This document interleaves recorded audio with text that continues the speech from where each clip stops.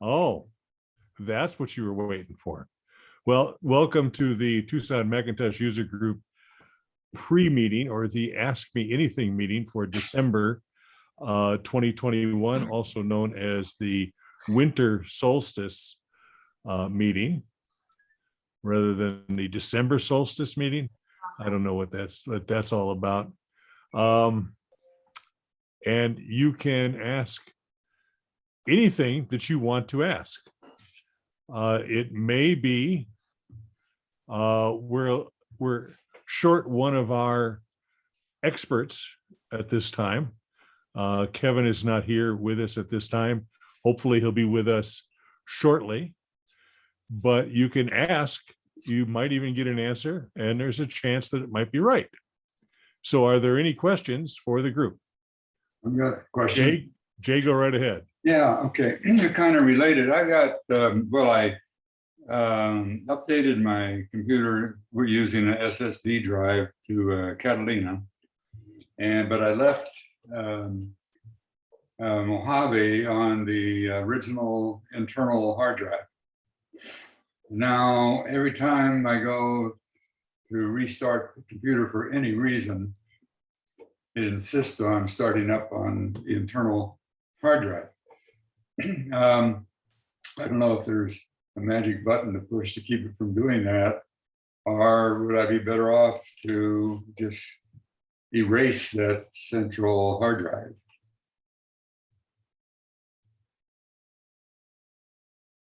I don't have an answer for that. So, Jay, how old is your Mac? Late 2013. Okay. So. And what operating system are you running now or trying to run? It's on the SSD drive. I'm running Catalina. Catalina, and Mojave's on the internal drive. Right. I'm sure Ridge has an answer to that. You got to turn on your microphone. What am I answering? So he needs to set his startup so it starts up from his external SSD instead of his internal drive.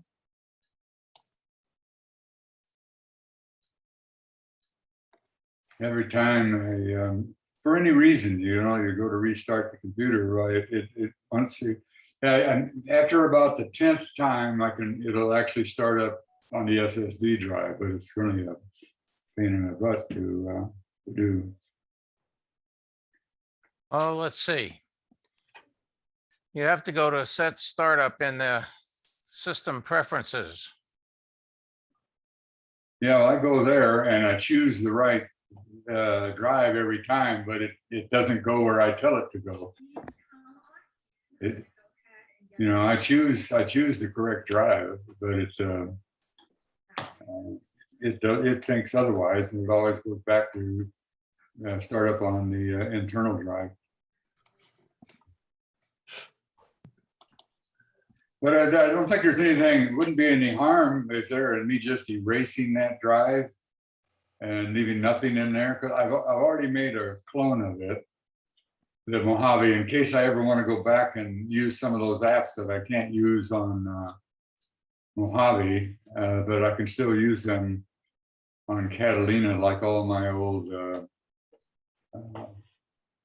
income tax files.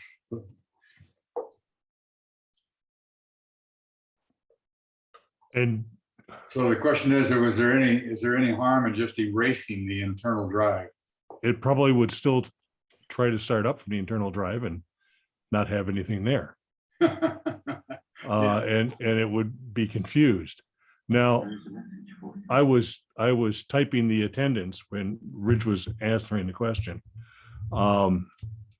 Did he say go to preferences? System preferences. System preferences, startup. I know how to follow the, choose the right drive. I've done that for the last 20 years, but I choose the right drive, but it doesn't open to that drive. What Mac operating system? Mojave is what I'm on. The internal one is Catalina. No, the other way around. The internal is Mojave, and my SSD drive is on Catalina.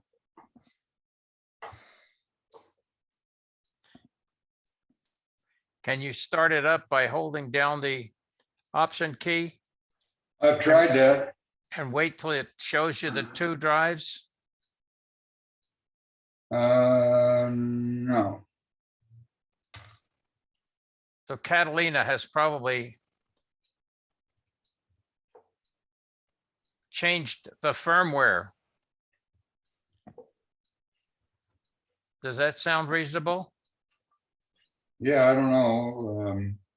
There's something different between the two because when I ask it to open in Catalina, it invariably wants to open in Mojave. Are they both set to the same formatting? The drives, are they both Yeah, both. APFS? Yes.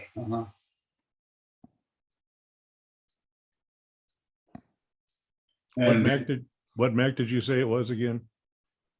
it just doesn't start up. No. What model in your Mac? 2013? Late 2013. What? iMac? iMac, yes. iMac.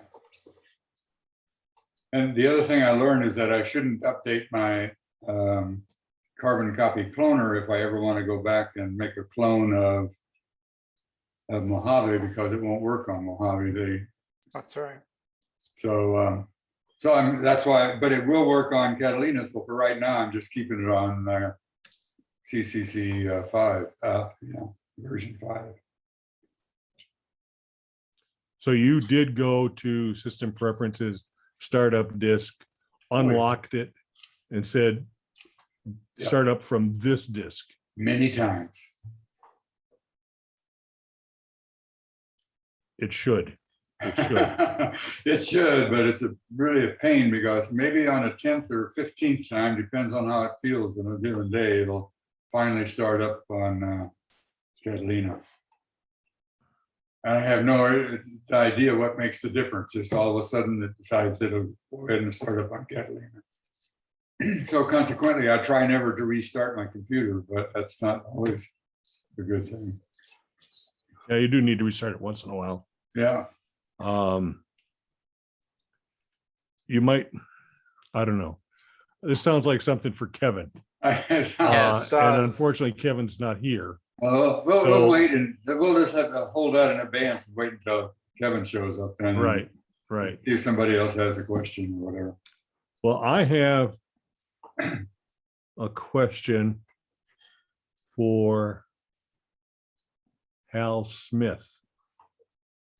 Hal, I saw that, well, it looks like now you are only signed in once.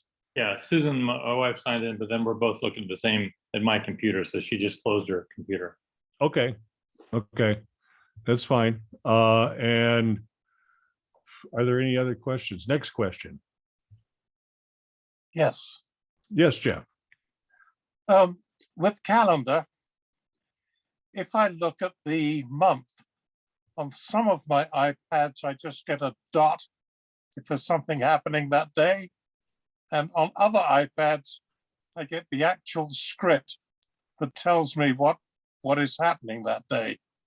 And I can't find the magic button to change the dots into words. Are both these iPads the same size screen? Yes. And are the Windows this, well, everything is full size. Are they both on the same version of the iPad OS? Yes. Everything I have is right up to date. So they're on 15.2. 15.2. So if you were then to click on the 12th of December that has 3 things on iPad 1, what Okay. can you see the things in iPad 2 then? Yeah, how can I show you my screen? I don't know that you can in on an iPad. Yeah, it's more. Yeah, you're right, I can't. Okay, Do let you me have- grab an iPad. Okay, Easy to say. Not so he's got one.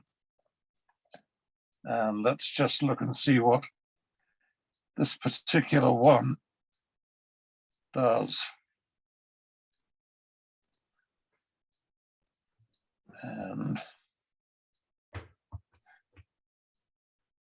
this is not my iPad, unfortunately.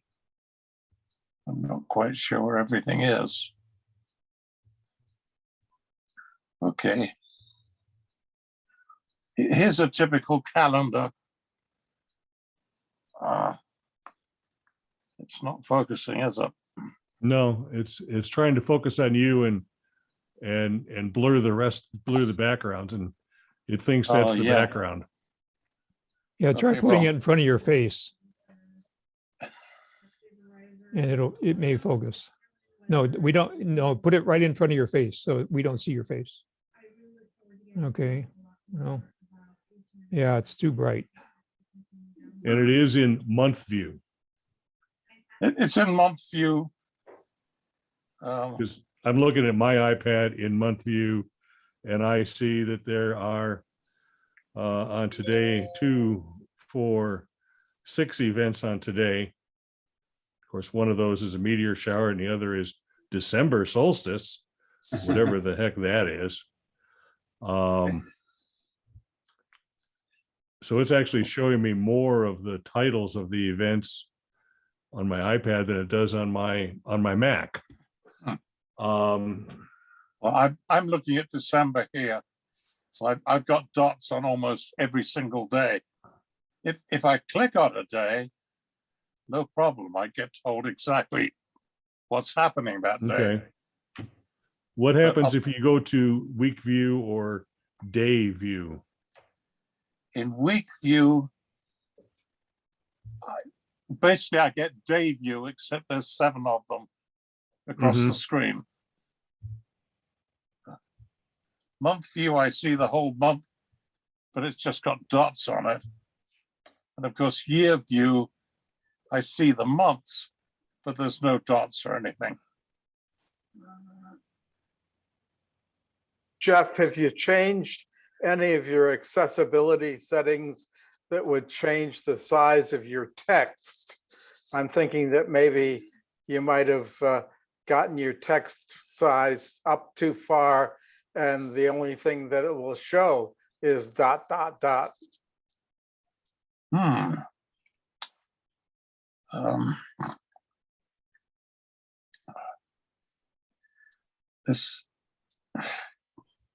This is difficult because it wasn't my iPad that I just grabbed. Let me grab one of my own. There we go. Well, Okay. Jeff, if you got that many iPads, maybe you only need one per week. Just,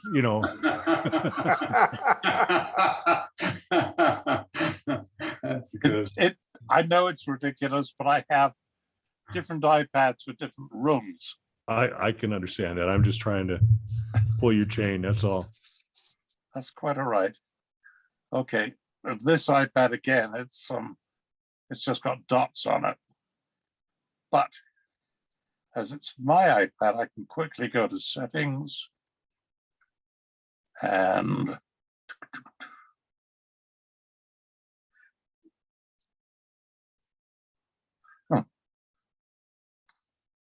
accessibility and display and text size. Bold text is off. Larger text is on. Turn it off. I've turned it off. And let's just try that and see what happens. Back to the calendar. Any change? Yes. It's gone crazy. I, I'm on month. And it shows December 2021, but it's a weekly. It's got Sunday, Monday, Tuesday, Wednesday across it. Let me go back to day and go back to month. Okay, well, that was the fix. It's got month, but the month picture is on top of a weekly picture with the weekly bits Okay, hanging out the side. I would love to have you reboot your iPad and see what happens. Have you tried that ever? I haven't, but I can do that right now. Okay, That well, would while be- we're waiting for that to happen, do we have any other questions? And we'll come back to Jeff. Okay. I just turned the iPad off. Okay, Give it a few seconds and I'll turn it back on. I have a question for Susan. Susan, we don't know what your last name is. Can you adjust your name to show your full name, please? Well, do that if, oh, are you speaking to me? Yes. Oh, not Hal Smith, Susan. Susan. Susan. Yes, okay. How do I do that? Are you on a Mac, Susan? No, I'm on my iPad. Okay. I've not used iPads for Zoom, so I'm not sure where that is. Mm. But it's got to be in preferences, I believe. Yeah, it's in preferences on the Mac, so it sure should be in preferences on an iPad. In Zoom or There you go. There you go. Oh, That's it. that's weird. I didn't do anything, but It's magic. You just but thought it. it's not how I spell my name. I'll fix it. Oh, you did it? How did you do that? Well, Roger is the grand poobah and magician of the. I whole, control the horizontal. I control the vertical.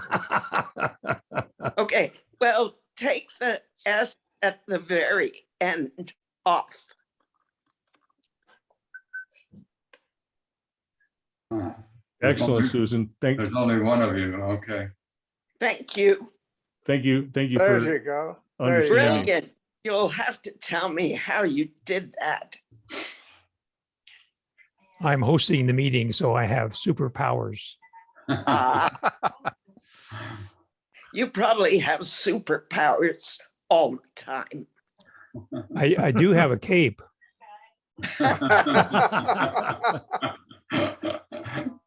Good. Nothing like real time. Hey, Diana.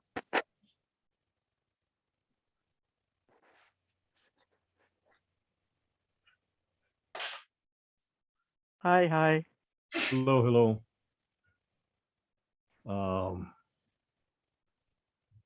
Would you rather hear my cat howl? No. Jeff is trying to show us something there. Yeah, he needs Jeff, to be Jeff, are you further. back? Jeff, you need to Yeah, have your I'm sh- iPad further away from the camera. It won't focus that close. Yeah. There you go. Right about There there. he is, On getting month. there. Yeah. And you can see that I've got the whole month picture right there sometimes. But it's on top of a week picture. There we go. This thing is super critical. Oh, yeah. And you did restart your iPad, right? Yes, I did. Was there Oh, any okay. was there any change, Jeff? No, No, you can see that I've got Sunday, Monday, Tuesday across the top. yep. And that screen is there, but there's another screen on top of it with the whole month. Try clicking on cancel.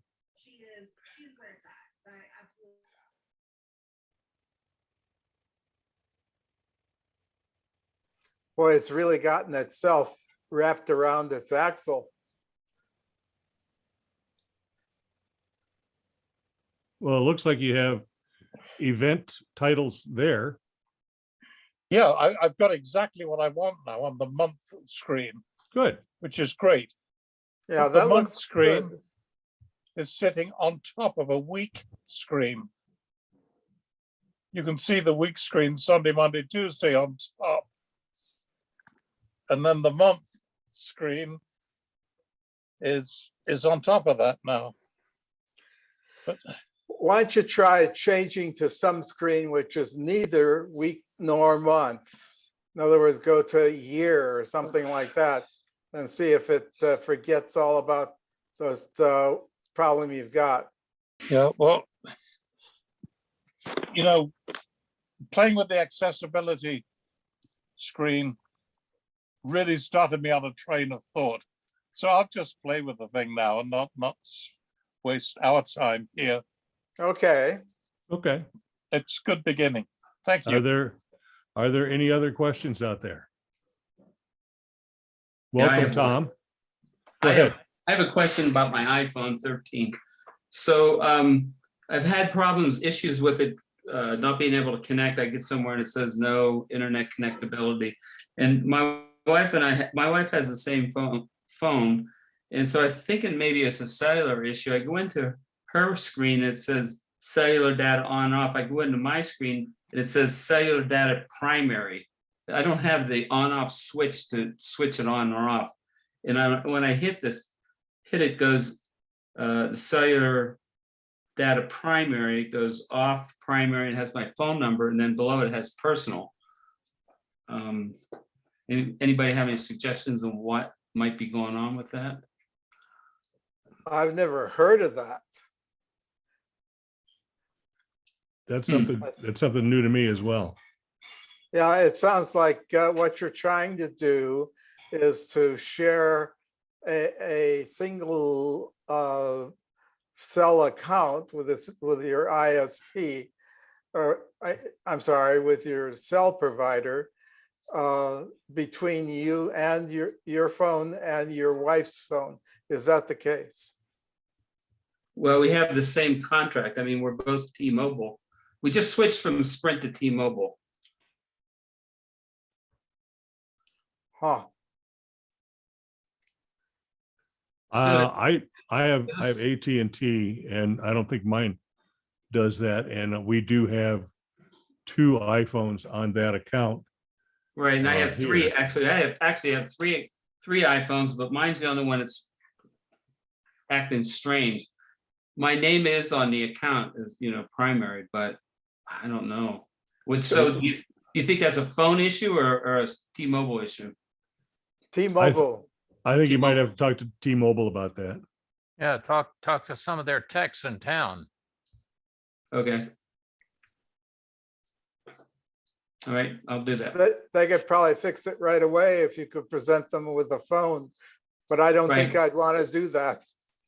Not right now, maybe in another month and a half. Why you say that? COVID. Oh, okay, gotcha. All right, I'll live with it for a while. Yeah. Well, they good should luck. be able to do it over the phone, though. Yeah. All righty, thank you. Okay, any other questions? Yes. I got Yes, an Jeff. iPhone question. I You've understand. already had your question, Jeff. That's it, no more. Okay, I What's up? understand the latest iPhones have an electronic SIM card inside them, plus a SIM card place you can put a physical SIM card into. Question.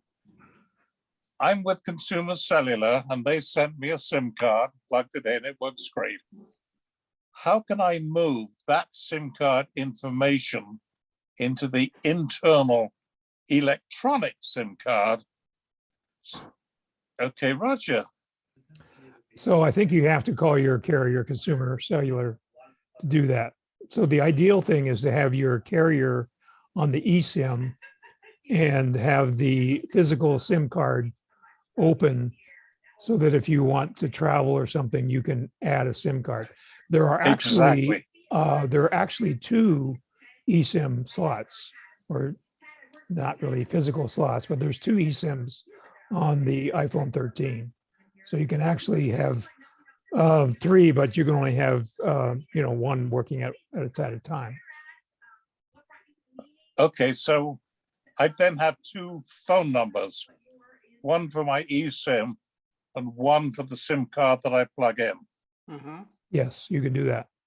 Yeah, Okay, if great. you were to travel to Istanbul and get off the plane and find a cellular service in the airport and convince them that you need a SIM card, and then you would have a European phone number. Okay. I would be buying a SIM card from Amazon to use in Europe.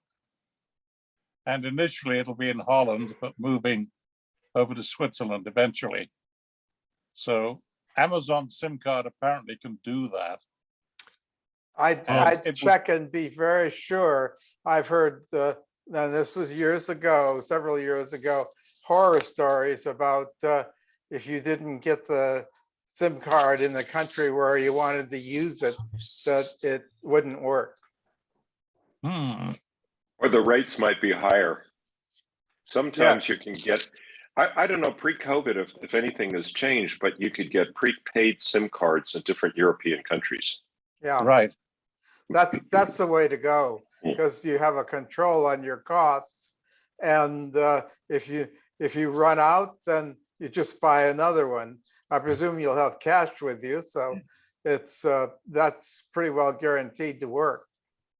Okay. Jeff, just recently, Dave Hamilton on the Mac Geek Gab podcast went through this pretty detailed explanation of how to do that and what's the easiest, simplest, best way to do that. And I think it was buying a SIM card or an eSIM in the United States before they went over to Europe. And I would recommend that you go to, I'm sure it's macgeekgab.com, and look at the past broadcasts or podcasts. I think it's like within the last month. So look at the last 4 Yeah. or 5 episodes. He's dealt with that for himself. He's dealt with that for his family when his family went to Europe altogether. And I think most recently he did that with a child who was going to Switzerland or something for a semester as an exchange student. So I think that is probably your best, most current source of information on how to handle the Okay, the could you give me that URL again, please? Mac. Yeah, you got it wrong, Roger, up in the chat.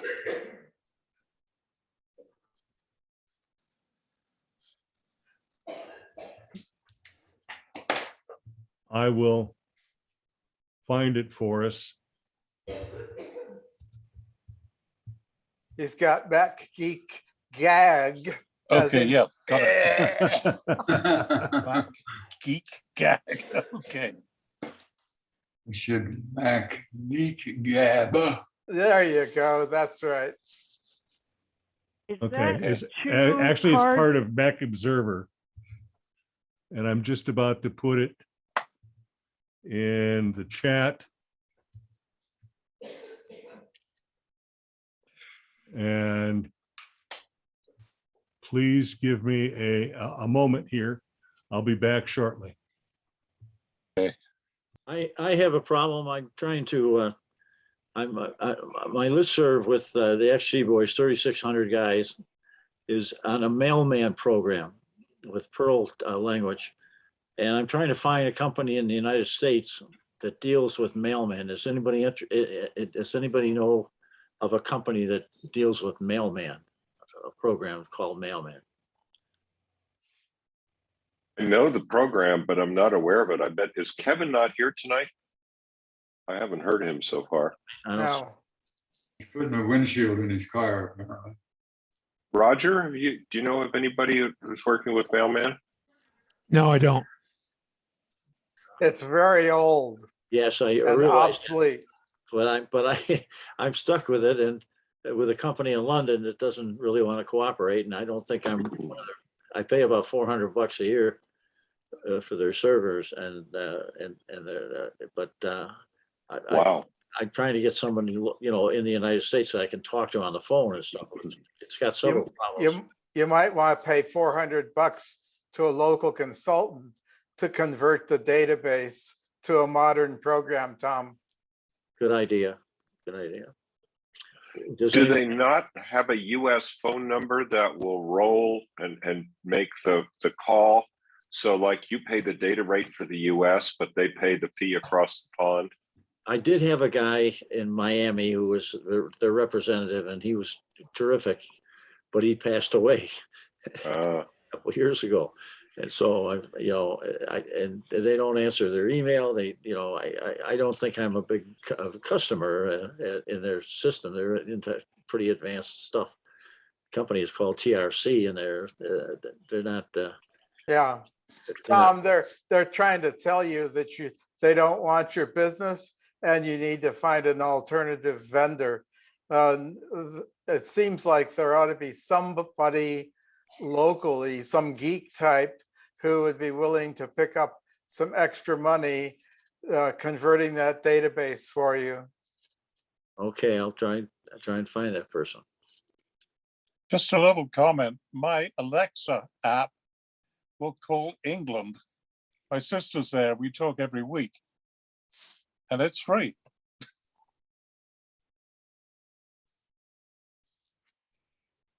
Yeah, there's lots of possibilities that exist now, Tom, that didn't 10 years ago or 15 years ago now, maybe, when you set that up. It's a damn shame, but things go out of production and then it moves on. Well, it's such a huge it's a huge database, and I'm afraid of losing it in the transfer. Just don't, make a ton of copies and backups, and you can always say, well, that didn't work. I'm going to start again, and make a copy and start again. And you have to be tenacious. Yeah. Speaking of starting again, was that you, Jay, who had the startup problem? Yeah, Well, we now have a couple of more experts with us, Tony and Melissa. Why don't you restate that and see if they have a shot for you? okay. Well, I have my main operating system is Catalina on a USB SSD drive. But I still have Mojave on the internal hard drive. And every time I go to restart my computer from Catalina, it wants to boot to Mojave. No matter how many times I select Catalina, it still restarts in Mojave. Yeah, that's what it's designed to do. Well, you wouldn't think so. If I'm starting it up from Catalina, why wouldn't it? And I'm asking it to. Because you haven't told it yet. I want to start from this other guy. There's Well, I some have. magic. There's some magic you can do that makes the startup off of the USB Catalina automatic. And I don't know what that is. But Tony. So you say you're selecting it for startup. Yeah. Is that just by holding down the option key when you boot? No, I go into system preferences and select the drive that I want to start up from, and restart to that. It won't restart to I have a thought. And if I sit down with a cold compress in 20 minutes, it might go away. But Say it quickly. I'm presuming that your external USB SSD drive does not have an external power source. It does not plug into AC right. power by itself. That's correct. Asking our There you experts, go. That's it. Tony and Melissa, could it be the fact that it's not going to get power until we've started the boot process to start with? Right. So I think therefore Jerry's it's- on fire. Jerry's got the answer so far. Well, do you think that holding down the option key would give me a choice of one No, or the other? no, it'll never give you a choice because the USB drive doesn't have power at that point in the boot processor. The only disk drive that has power is the internal drive. So Mac OS says, oh, well, I'll use the drive that has power. Well, how come eventually it starts up then? So I think using the option, Yeah, it will search a little bit longer for a disk to start from. okay, And so if you have it set up to start from another disk, then you're forcing it to slow down and give that SSD a chance to actually be recognized by the computer, okay, which is why you can then boot from it, because it will actually keep looking for new disks when you have that option key held down. You okay. can actually say refresh as Okay, well. all right. I concur. Now, power supply for that drive is cheap. And that might be a way for you to buy your way out of that problem entirely. I don't know. So I don't I'd know be if- careful with Catalina, because Catalina really does not like to start up from external disks. Ah, So I think I'd wait a little bit longer and see. It's probably going to be 12.2 when they'll really be allowing external disks. Okay, I think it's kind of like a developer backdoor beta right now. ah, Are you talking about Catalina or Monterey. Monterey? Oh, I guess Monterey. But Catalina really didn't like starting from external either. well, I can certainly attest to that. Well, I don't Does your SSD drive have a place to plug in a power supply, No. or just a place to plug in USB? It only has a place to plug in. That's just one that Kevin recommended to me. Okay, So it was- well, yeah. there you go. It's Kevin's fault. but you know, if It does work beautifully once I get it running. If that drive was plugged into a powered USB hub and then into the Yes. back of the iMac, that might Oh, give it there's- enough power. that'll help. That'll help. Try that. Well, I have a powered USB hub, but I don't know, doesn't it have to get power too before it has to see, the computer has to see it before it could react, even if it was powered.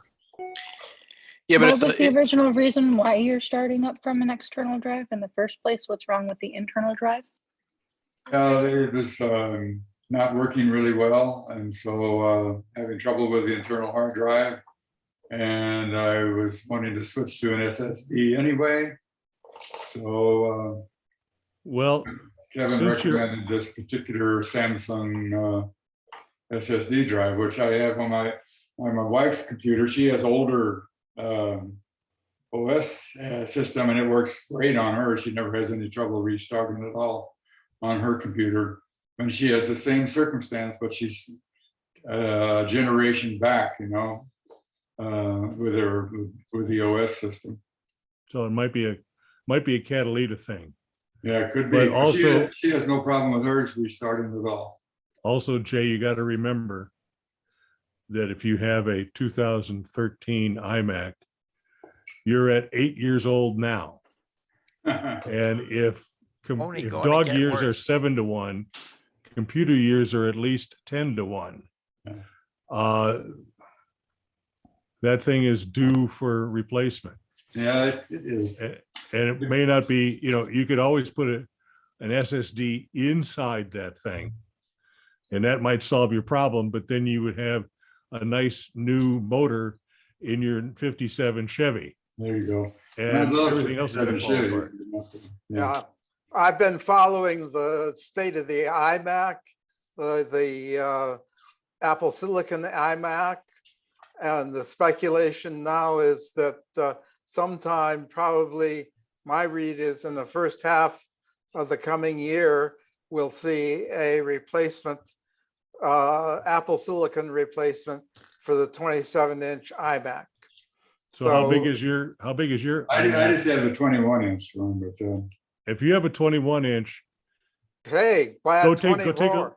go take a look at the 24. I have a Yeah. client who bought a 24, and it's beautiful. It's That's stunning. a honey. That's it's wonderful. much bigger than a 21. yeah, it's true. I've been thinking about that, but this since I put this SSD drive in there, when it's running, it works great, but we'll see. Might be time. Yeah. Might be maybe. time to trade in that car on something a little newer there, Jay. Yeah, yeah. You never know- know. I mean, it's a hell of a crapshoot. You just don't want to move, and there's a time to move. No, well, I don't know, and so forth. But eventually, you got to just bite the bullet and do it. And since you don't need a 27-inch replacement, Jay, that 24-inch iMac, that's kind of, to me, if you've got the money, Yeah. that's a no-brainer. Yeah, the other option I've been thinking about, because before I got this iMac, I had a more expensive monitor and was running it off of a Mac Mini. And so that's another option, I guess, is to get a really good, for I do a lot of photo processing. And I'd like to get one that at least has a bigger gamut than the iMac. A couple of tips, Jay. If you do decide to get the 24-inch iMac, Yeah, do not buy the cheap one that Yeah. only has 2 ports on the back and does not Yeah. have the Touch ID on the keyboard. what's the maximum RAM you can put in it? I think it's 16. 16. Okay. 16 is pretty good. I've operated on 16 for the last 7 or 8 or 9 years, and I never run out of That's RAM. what I have in this one, is 16. And I do believe, although not from necessarily personal experience, that 16 on an M1 is a lot better than 16 on an Intel. Absolutely. And Jerry's nodding his Absolutely. head. That 16 might be all that you're ever going to need. In fact, I'm thinking that if and when there is a 27-inch replacement for the iMac, I'm ready to buy 2, because my current machine is a 2014, and it's starting to look a little shop worn around the edges and dog-eared and stuff. That I would get probably a 16. The only problem is I find myself at that point where, gee, is 1 gigabyte drive enough? No. So I'll probably have to go up to 2. I'll answer that for you. If you can get a 2, if you can see your way to getting a 2, you've basically future-proofed yourself. Right. So I will probably go 16 with a 2 terabyte drive. I'm a pack rat on top of everything else. Exactly. We all are. Okay, are there any? That was Bob? good. And Jay, we might even have a real answer for you. There's like Yeah, 4 of us that all I kind have of the agreed. computer, yes. Bob, no, an answer as far as your startup problem going. Yeah, I understand. I was- But the real answer, the long-term answer is yes. Buy a new computer, you know. My analogy of putting a brand new 500 horsepower engine into a 57 Chevy is wonderful, but will the brakes stop the damn thing? Right, yeah. Will the fenders start falling off and Right. and all that stuff? So Yeah. I would recommend seriously considering putting your money toward a new machine rather than putting an SSD inside the one you have now, Right. which could be done. Yeah. Okay. When I it know starts it to is- cause more problems than it solves, it's time to move Bob? on. Yeah. I have We- one other bit of advice. So this is weird, and Jay, you know me, so you take this in the way that I offer it. But if I were you, I would make sure that your wife is well taken care of in this whole transaction as well. But she doesn't ever want, she uses Quark Express all the time, and she's got an old version and she doesn't want to move away from what she's got. Okay, so she will be well taken care of. I can feel for her there because I used to love Quark Express. I wouldn't want to move either. It's a great program. Yeah. Yeah.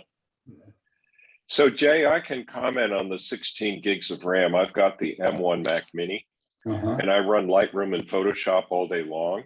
Okay. And what I found, I also do beta testing. And so I'm actually running three different versions of Photoshop right now. The existing release 2022, the old 2021, which they're still updating, and the beta for the next version. And if I were to open a second Photoshop, which is possible along with Lightroom, I can start to run into application memory problems. But the issues you might have heard of early on with the non-native programs not really meshing well with the memory model, those have all been solved. Okay. Adobe's got them in pretty good shape. So if you just run Lightroom and Photoshop, what I found the culprit that runs me out of memory with 16 would be Safari, because I've got about a dozen tabs or tab groups with all sorts of stuff. So usually if I just close Safari, I've got plenty of room. Okay. But it is conceivable to have a memory issue. And there is a rumored replacement for the Mac Mini as well as the 27-inch iMac. Yeah. And so at this point, you might want to wait and see what those are. But in the advent of those, if they had a 32 gig option, it might be worth thinking about, because you know how this is, Adobe will move to take advantage of it. All the developers will. Exactly. And the other thing is, like Jerry was saying, have enough room on your startup. I keep half a gig free, 500 megabytes free all the time for scratch space, because between Mac OS and the Adobe apps, you need lots and lots of scratch space. Right. So that's really important. And you want that, even though you can assign the scratch disks to a spinning hard drive, I wouldn't do it. Doesn't work very well. Yeah. Now, having said that, I've got 4 external drives and Time Machine, so 5. And honestly, the spinning hard drives work. That's where most of my photos are, and it works okay. So obviously over time you can transition to the external SSDs, but they'll work. They'll work fine. Okay. Good. Thanks for all the advice. A little slower, yeah. Get in touch if you got any more specific questions, because I'd be happy to answer them. Okay, thank you. I got a new batch of 1,000 copied slides that I'm trying to work my way through. Yeah. How are you digitizing them? Well, I sent them 1,000 of them. I sent off to a company to have them digitize them. They did a pretty good job, but every one needs to be color corrected. So I have to go in and work on every one of them individually. Well, it keeps you out of the taverns. Yeah, I have a thought, and that is, if you discover that you're applying pretty much the same color correction on Yeah. every slide, build yourself a little shortcut that Yeah. you can apply to the whole schmear, Yeah. and then you can go back round 2 and tweak it exactly right. Yeah, one thing, it was Photoshop 22 and their the new Adobe Bridge. I tell you what, their autocorrect, once I plug in, saves a lot of time. Great. Yeah. It is really good. I've never, before it wasn't that great, but the autocorrect on that is outstanding. I haven't had to do nearly as much tweaking afterwards. I never used it before. I just thought, well, I'm gonna try that. And then I found out it's really quite good. Okay, Chris, you have your hand up. Oh, well, and that was icon. it, Bob. I'll put it down. Sorry. Okay, and we are now at our time. So